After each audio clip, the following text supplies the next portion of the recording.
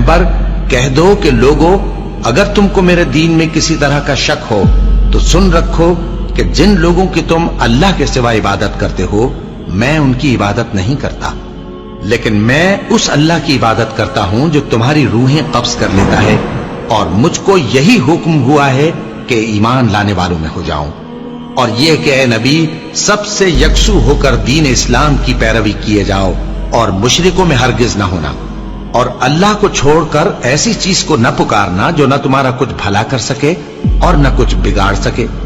अब अगर ऐसा करोगे तो जालिमों में हो जाओगे, और अगर अल्लाह तुमको कोई तकलीफ पहुंचाए तो उसके सिवा उसका कोई दूर करने वाला नहीं, और अगर तुमसे भलाई करनी चाहे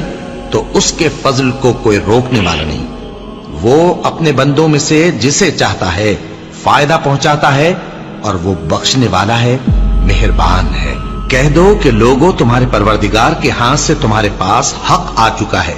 तो जो कोई हिदायत हासिल करता है तो हिदायत से अपने ही हक में भलाई करता है, और जो गुमराही इख्तियार करता है तो गुमराही से अपना ही नुकसान करता है, और मैं तुम्हारा वकील नहीं हूं। और ऐ पैगंबर,